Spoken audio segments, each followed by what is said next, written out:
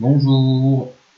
Dans la vidéo précédente, nous avons vu comment sont créés les sondages et quelles limites ils peuvent rencontrer liées soit à leur méthode de fabrication, de production, typiquement à la question de la méthode de l'échantillonnage, mais plus généralement au principe même de sondage d'opinion, d'enquête qui cherche à étudier la répartition des opinions dans la population, alors que tout le monde n'a pas forcément une opinion sur tout, et que ces opinions sont parfois assez superficielles et peuvent facilement changer. Mais dans ce cas, si les sondages d'opinion ne sont pas aussi fiables qu'on pourrait le croire, pourquoi jouent-ils un rôle si important dans la vie politique? Et autre question qui peut se poser, si les résultats des sondages ne sont pas fiables, est-ce que les sondages peuvent influencer l'opinion, peuvent influencer les électeurs et les électrices? C'est des questions auxquelles nous allons tâcher de répondre dans cette vidéo. On va d'abord se demander, est-ce que les sondages manipulent les électrices et les électeurs? En effet, c'est une accusation souvent formulée à l'encontre des sondages d'opinion. D'une part, par des candidates ou des candidats aux élections qui sont assez bas dans les sondages et qui cherchent à rassurer leurs militantes et leurs militants et à attirer des électrices et des électeurs en accusant les sondages d'être volontairement défavorables. Mais vous avez aussi certains courants en sociologie qui accusent les médias de façon plus générale, mais les sondages en font partie dans ce contexte-là, de manipuler les opinions, notamment dans un contexte politique. Alors, est-ce que c'est une réalité? Est-ce que les sondages manipulent vraiment les électrices et les électeurs? Et est-ce que les sondages font les élections plutôt qu'ils ne les prédisent? C'est ce qu'on va commencer à voir dans cette vidéo. Il faut déjà évoquer le fait qu'il y a plusieurs biais possibles lorsqu'on crée un sondage d'opinion. Ainsi, deux sondages sur la même question, le même sujet, peuvent produire des résultats différents, voire très différents, à cause de ces biais. Dans cette perspective, on peut d'abord parler de la formulation des questions. En effet, par exemple, en fonction des termes utilisés, on va orienter les réponses dans tel ou tel sens. Par exemple, parler d'immigrés ou de réfugiés donne deux visions différentes de la même question et oriente donc différemment les réponses des personnes interrogées. De même, vous pouvez être tenté de donner des informations aux personnes interrogées afin qu'elles puissent se faire plus facilement leur opinion sur le sujet sur lequel vous êtes interrogé. Alors déjà, on se rend compte que si vous avez besoin de donner des informations pour que quelqu'un se fasse une opinion, c'est-à-dire que cette personne n'avait pas d'opinion auparavant et qu'il faudrait peut-être mieux prendre en compte cette absence d'opinion plutôt que de forcer la formation d'une opinion. Mais ça peut aussi être simplement de dire éviter que les informations, les opinions données soient superficielles en les complétant par des informations. Le problème évidemment, c'est que ces informations vont donner plutôt une certaine vision du sujet et donc vont orienter les réponses dans un sens ou dans un autre. Enfin, on sait que les personnes interrogées ont plutôt tendance à répondre par l'affirmative. Poser la même question mais une fois de façon affirmative, une fois de façon négative peut donc donner des résultats différents. Par exemple, dire est-ce qu'il faudrait accueillir plus de réfugiés ou est-ce qu'il ne faudrait pas accueillir plus de réfugiés? C'est la même question, simplement une fois formée de façon affirmative, une fois formée de façon négative.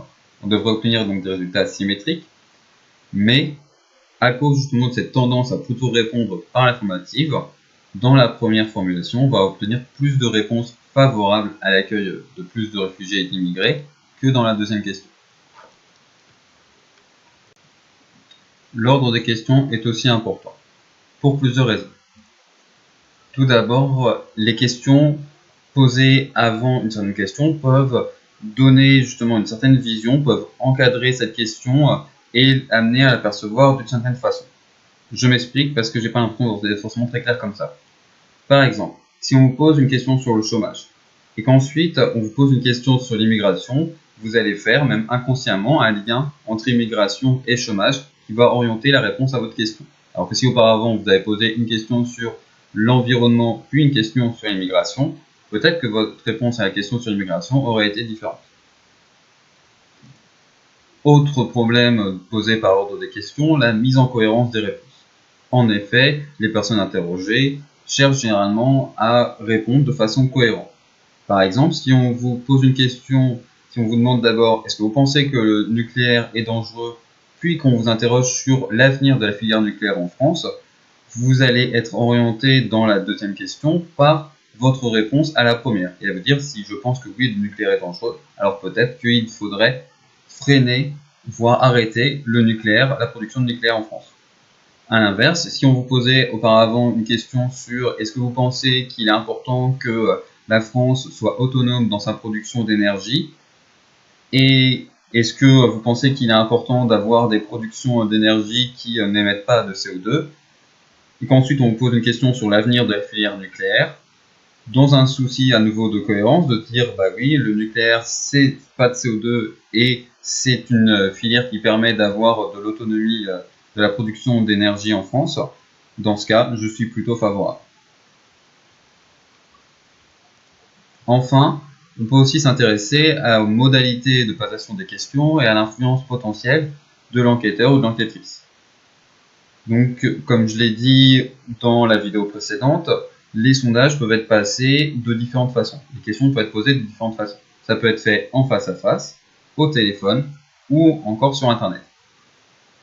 En l'occurrence, sur Internet, lorsque vous êtes juste face à votre ordinateur, évidemment, il n'y a absolument aucune influence de l'enquêteur ou de l'enquêtrice. Par contre, lorsque vous êtes au téléphone, et surtout plus encore lorsque vous êtes en face à face, vous pouvez avoir une vision de l'enquêteur ou de l'enquêtrice, avoir l'impression que cette personne va vous juger et, du coup, formuler des réponses dans cette perspective. Typiquement, des questions sur le racisme ou sur le vote pour des partis d'extrême droite peuvent obtenir des résultats différents si vous êtes interrogé par une personne blanche ou par une personne racisée. La question des biais dans les passations, dans les formulations d'un sondage est une question qui doit être prise au sérieux. Je veux clairement pas encourager les théories du complot, que ce soit bien clair. Cependant, il faut quand même prendre en compte que pas mal de sondages sont commandés par des organisations particulières qui ont des intérêts particuliers et qui donc vont peser sur les questions qui sont posées, par exemple, ou sur l'ordre des questions, et vont justement jouer sur ces biais potentiels pour essayer plutôt d'orienter les questions dans tel ou tel sens. Et typiquement, un journal considéré à droite va peut-être faire pression, surtout s'il est clairement bien connu pour ses opinions tranchées, pas pour chercher la neutralité. Ce type de journal ou de magazine va peut-être plutôt demander des sondages qui vont être bien orientés pour produire des résultats qui sont conformes à ses idées. C'est-à-dire que, regardez, c'est pas juste moi qui pense ce problème-là, qui pense qu'il y a un problème dans cette situation, j'ai un sondage qui prouve qu'une majorité de la population le pense aussi. Ce problème est évidemment moins important sur des questions qui sont posées à peu près de la même façon par les différents médias, par exemple sur les prévisions de vote, les intentions de vote dans le cadre des élections, ou lorsque les médias cherchent à avoir plutôt une impression de neutralité, même s'il y a un peu des couleurs politiques, lorsque on cherche à donner une impression plus neutre, on va justement moins peser sur la formulation du sondage et des questions posées. Cette question des biais potentiels, c'est souvent ce à quoi on pense lorsqu'on se demande est-ce que les sondages manipulent l'opinion publique. Le problème, c'est que déjà, ça considère généralement les sondages de façon isolée. On va regarder un sondage, on va regarder est-ce que ce sondage a été bien construit de façon assez neutre, ou est-ce qu'au contraire, la façon dont il est construit, dont il a été passé, on a cherché à orienter les opinions et les réponses plutôt dans un sens ou dans un autre. Et ça suppose aussi qu'il existerait plus ou moins une vraie opinion à l'extérieur, quelque part, et que cette opinion aurait été déformée par les sondages. Mais on en revient au problème que j'ai déjà pointé dans la vidéo précédente, le fait qu'en réalité, souvent, les sondages interrogent sur des questions auxquelles personne n'a vraiment pensé auparavant, sur lesquelles personne n'a vraiment d'opinion. Et que c'est justement le fait qu'il existe des sondages sur cette question qui va conduire les individus interrogés à se faire une opinion. Par exemple, un sujet va être abordé par les médias, un sujet auquel peut-être on ne s'intéressait pas jusque-là. auquel on n'a jamais entendu parler, ça ne nous intéresse pas, et on n'y passerait peut-être pas beaucoup de temps parce qu'au quotidien, c'est pas une de nos préoccupations majeures. Cependant, simplement du fait que les médias en parlent, on va être conduit à se former une opinion généralement assez superficielle sur ce sujet. Ensuite, des sondages vont avoir lieu et donc justement on va répondre mais sur une question avec une opinion qui justement est assez superficielle, assez fragile et qui est même assez récente, ce qui montre son côté superficiel. Et justement, les résultats des sondages vont eux-mêmes entretenir le débat médiatique. Et donc, au lieu d'avoir un débat médiatique qui est fondé sur les préoccupations des citoyennes et des citoyens, des Françaises et des Français, et se demander, regardez, les Françaises et les Français pensent ça, on va d'abord avoir des médias qui s'expriment, et ensuite qui vont appuyer leurs propos sur des sondages. Donc on voit bien qu'en fait, on a finalement une espèce de boucle entre les sondages et l'opinion publique, sans vraiment d'ailleurs savoir où est-ce qu'elle commence. On aurait tendance à penser que l'opinion publique est mesurée par les sondages, mais en réalité, on vient donc de voir que les sondages, simplement du fait de leur existence, du fait que justement il y avait des sondages répétés sur une question, pouvaient influencer l'opinion publique et conduire des personnes qui jusque-là n'avaient pas d'opinion à formuler une opinion, même superficielle, souvent superficielle, et qu'ensuite cette opinion va être considérée comme une réalité tangible, solide, par les sondages, et être mise en avant dans le débat public. Je l'ai déjà dit dans la vidéo précédente, mais je pense que c'est vraiment important de garder à l'esprit que certes, les sondages, dans la façon dont ils sont formulés, ils sont construits, etc., peuvent influencer les réponses, mais que simplement, les sondages peuvent, de leur simple existence, fabriquer une opinion, créer une opinion sur un sujet sur lequel, jusque-là, il n'y avait pas d'opinion. Et qu'au lieu d'avoir une opinion qui existerait de façon certaine, fiable à l'extérieur, qu'il s'agirait juste de la découvrir de façon assez rigoureuse pour qu'on la découvre de façon fiable, en réalité, c'est justement le simple fait de chercher l'opinion qui va créer cette opinion. Quand on s'intéresse maintenant au lien entre sondage et vote, à l'influence que les sondages pourraient avoir sur les élections, l'idée selon laquelle les sondages manipulent les élections et favorisent tel candidat ou telle candidate. En réalité, les résultats sur cette question sont assez contradictoires et clairement ne permettent pas de trancher de façon claire en disant les sondages manipulent les élections de telle ou telle façon. Parce que vous avez tout d'abord ce qu'on appelle un effet bandwagon ou vote utile.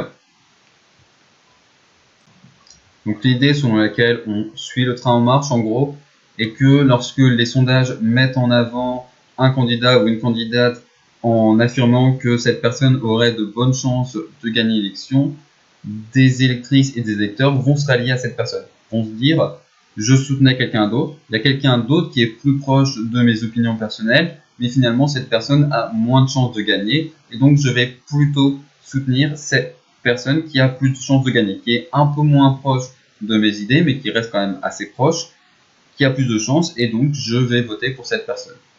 Donc voilà l'idée du vote utile, de se dire il faut que mon vote compte et permette de soutenir quelqu'un qui a vraiment une chance de gagner, plutôt que d'aller envers un petit candidat ou une petite candidate qui en réalité n'a quasiment aucune chance de gagner.